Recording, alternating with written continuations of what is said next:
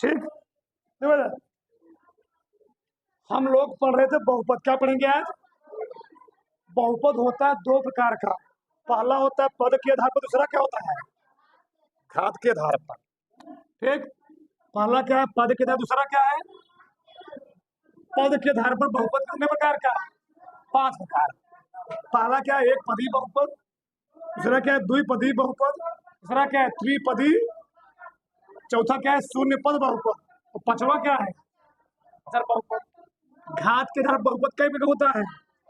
4। पहला क्या होता है? रैखिक बहुपद। दूसरा क्या होता है? द्विघात बहुपद। द्विघात। तीसरा क्या होता है? त्रिघात बहुपद। और चौथा क्या होता है? चतुर्घात बहुपद। घात बहुपद। सही ना? अब लिखा नहीं है, लिखना पर समझो। चलो, पहले हम बात करते हैं बहुपद किसे कहते हैं। बहुपद किसे कहते हैं? देखो ध्यान से, तो इधर लिखते हैं बहुपद की परिभाषा।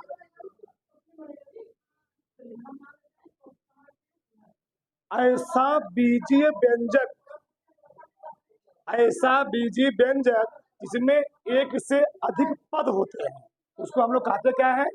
बहुपद। ठीक। क्या लिखेंगे? ऐसा, ऐसा बीजीय व्यंजक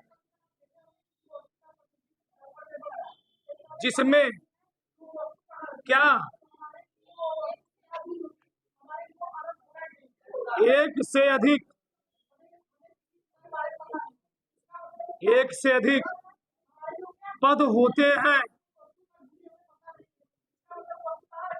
उसे क्या कहते हैं जी? उसे बहुपद कहते हैं। उसे बहुपद कहते हैं। अब पद का मतलब क्या है? ऐसे मत बैठा करो, दिमाग खटता है। चलो, जैसे जैसे हमें लिखा है x² + 5। मतलब इसमें कितने पद हैं? अगर बीच में प्लस माइनस लगेगा तो पद को बताता है उसमें कितने पद हैं। तो एक पद ही प्लस लगा ना, अगर एक प्लस लगा 2 पद हो, कितने पद होंगे? 2 प्लस। ठीक, 2 पद होंगे। अगर 2 प्लस या माइनस लगा है कितने पद हो जाएंगे? तो कैसे? हमें लिखा 2x² + 4x + 7। मतलब कितने पद है? 3 पद। ये बहुपद है, सब बहुपद है। हमें लिखा 5x, ये भी क्या है? बहुपद है। तो ठीक है ना? तो ऐसा बीजी, क्या है? बीजी व्यंजक है। क्या है? बीजी। इसी को हम लोग कहते हैं बीजी व्यंजक। ठीक। जब राशियों को x और y के रूप में लिखा जाता है उसी को हम लोग कहते हैं बीजीय व्यंजक। क्या कहते हैं? बीजी। तो ऐसा बीजीय व्यंजक जिसमें एक से अधिक पद होते हैं उसको हम लोग क्या बोलेंगे? बहुपद। बहुपद कई प्रकार होते हैं? 2 प्रकार। पहला कौन होता है? एक पदी बहुपद। ठीक। पहला क्या है? पद के आधार पर बहुपद ना। दूसरा क्या है? घात के आधार पर बहुपद। अब समझो, पद के आधार पर बहुपद होता है 5 प्रकार। कई प्रकार का? पहला एक पदी बहुपद। एक पदी बहुपद परिभाषा क्या होता है लिखवाएंगे सब, ठीक है ना? तो समझो, ऐसा बहुपद जिसमें केवल एक पद हो। कई पद हो? देखो, जैसे हमें लिखा है x, लिख दिया हमने यहाँ पर 2x। तो कितने पद हैं इसमें? एक ही पद है ना। हम लिख दिया 2/5y। तो कितने पद इसमें है? एक ही पद है। ठीक। हम लिख दिया x²। कितना पद है इसमें? एक पद है। हम लिख दिया 4t। कितने पद है इसमें? तो ऐसा बहुपद जिसमें केवल एक पद हो, केवल क्या हो? एक पद हो, उसे क्या बोलेंगे? एक पदी बहुपद। आगे, द्विपदी बहुपद क्या होता है? ऐसा बहुपद जिसमें कितने पद हों? 2 पद। अब बताओ, 2 पद होंगे तो बीच में क्या लगा होगा? तो प्लस है, तो क्या लगा होगा? कितना लगाओगे? एक दो ठो लगाया होगा, एक ही लगाओगे। जैसे मैं लिखा एक्स स्क्वायर प्लस 5, कितने पद इसमें है? 2 पद। हम लिख दिया यहाँ पर वाई स्क्वायर प्लस 7, कितने पद है? 2 पद। हमने दिया जेड स्क्वायर प्लस 3z, कितने पद है? 2 पद। तो ऐसा बहुपद जिसमें 2 पद हो उसको क्या बोलोगे? द्विपदी बहुपद। आ रहा है ना? अच्छा, नाम से ही परिभाषा है त्रिपदी। कितने पद? इसको तोड़ोगे आएगा 3 प्लस पदी, तो कितने पद होंगे समझ? 3 पद। तो ऐसा बहुपद इसमें कितने पद हों? 3 पद। जैसे हमें लिखा एक्स स्क्वायर, कुछ लिख सकते हो चाहे प्लस चाहे माइनस, ठीक। X square plus 2x plus 6, कितने पद है इसमें?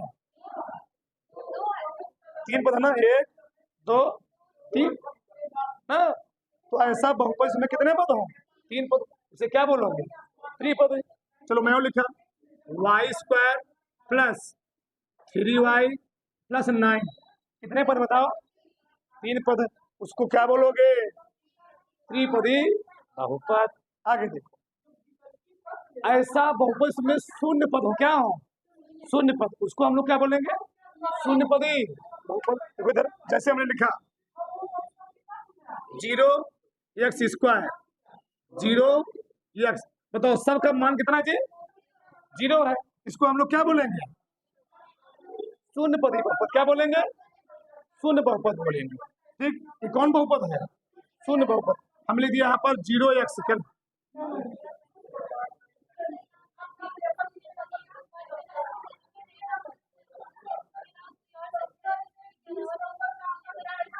नहीं मतलब जो गुणांक होगा उसका शून्य कितना होगा? शून्य होगा। हम लिख दिया यहाँ पर ऐसे लिख लो 0x स्क्वायर, हम लिख लिया 0y, हम लिख यहाँ पर 0t लिख लिया। ये कौन सा बहुपद हो गया? शून्य पदी बहुपद। तो ऐसा बहुपद इसमें क्या हो? शून्य पद। उसमें को हम लोग क्या बोलेंगे? शून्य मतलब क्या है? इसका इसमें गुणा करोगे क्या आएगा? 0 आएगा ना, तो 0 आएगा, यहाँ भी 0, यहाँ भी 0, यहाँ भी 0 आ गया। कौन पदी बहुपद हो गया? शून्य पदी।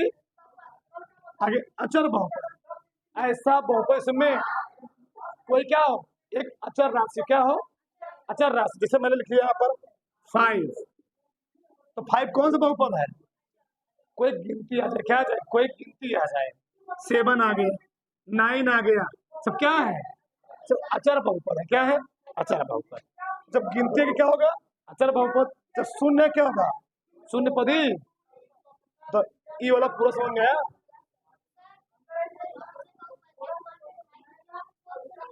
और लिख लो, खुश हो। कोई संख्या, कोई संख्या अचर बहुपद में कोई संख्या बनती है, समझो ना? कोई संख्या लिख सकते हो, ठीक। आगे देखो, चलो ठीक। आगे हम लोग पढ़ेंगे घात के आधार। तो घात के आधार पर बहुपद कितने प्रकार के होते हैं? 4 प्रकार के होते हैं। कितने प्रकार के? पहला कौन है? रैखिक। पहला क्या है? ऐसा। अब घात के आधार पर है। रैखिक मतलब होता है एक घाती बहुपद। इसे हम लोग क्या कहते हैं शॉर्टकट में? एक घाती बहुपद। देखो राशियां होती हैं 2 ठो, एक होती है चर राशि, एक होती है अचर राशि।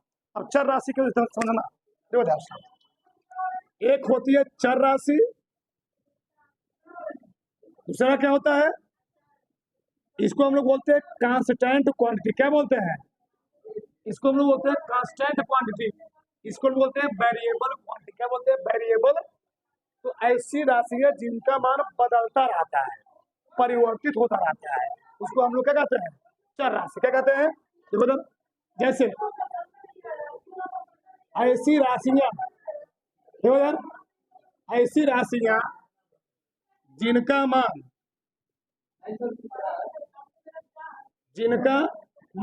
क्या होता है? परिवर्तित।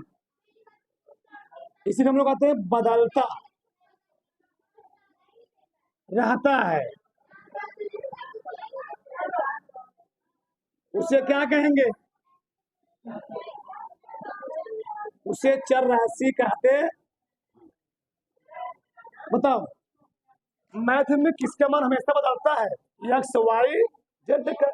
बताओ तुम लोग दोनों प्रश्न हल करते हो, इसमें मिले तुमको एक्स का मान 5, अगला हल किया एक्स का मान कितना मिलता? 10 मिल गया, 15 मिल गया, तो बदल नहीं बदल रहा है। यानी जो चर राशियां होती है उनका मान हमेशा क्या होता है? बदलता रहता है। ठीक, तो जिसमें हम लिख सकते हैं जैसे इसमें जैसे जैसे X Y Z, A B C D भी लिख सकते हो ना, सब आ सकता है। ए से जेड तक, कहाँ तक? ए से जेड आदि। ठीक, अभी लिखना मत। चलो दूसरा क्या होती है? चर राशि। ये बताओ, अगर तुम्हारे पास 10 रुपए है, जब तक तुमको कोई पैसा देगा नहीं, तुम्हारे पास 11 रुपए हो जाएगा, मतलब उसका मान कभी बदलेगा? फिक्स रहता है। क्या रहता है? फिक्स। यानी ऐसी राशियां जिनका मान क्या होता है? परिवर्तित, बदलता नहीं है, उसको हम लोग क्या कहते हैं? अचर राशियां। इधर ऐसी राशियां, हाँ हाँ, ऐसी राशियां जिनका मान निश्चित होता है, निश्चित होता है, उससे क्या कहते हैं?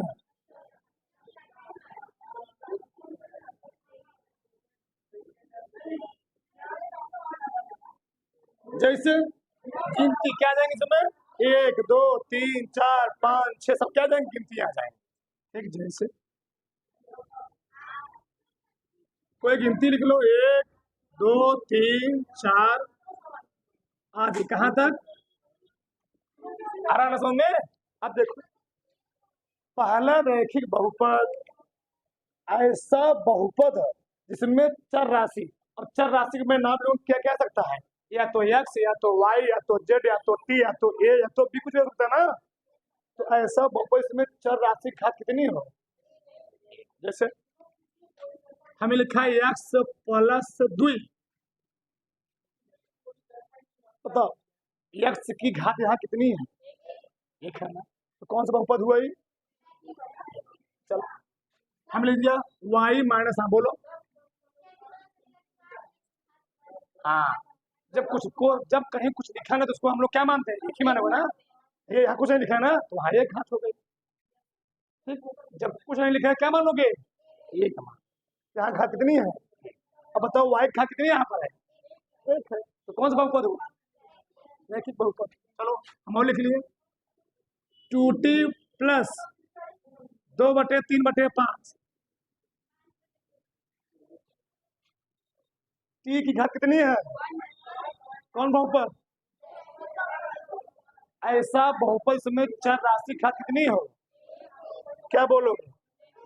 आ रहा है ना, नाम से मालूम है, द्विघाती द्विघात बहुपद। ऐसा बहुपद इसमें चर राशि घात कितनी हो? चलो कोई तुम लोग बोलो, अपने मन से कोई समझ कर बोलो।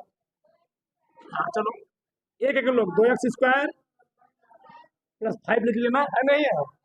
चलो तुम बोलो का 2, चलो बोलो, कुछ बोलो। वाई लिखे हुए थे, चलो y² प्लस 2 लिख लूँ।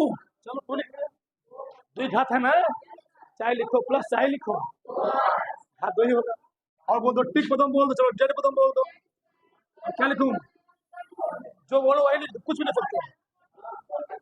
14 लिख लिया, 7 लिख लो। बताओ सब में चर राशि घात कितनी है? कौन सा बहुपद हुआ?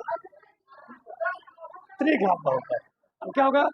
ऐसा बहुपद में चर राशि घात कितनी हो? देखो 3 चलो x² x³ ना, 2x, सबसे बड़ी घात देखना, क्या देखना? सबसे, x की सबसे बड़ी घात कितनी है? कौन बहुपद हुआ?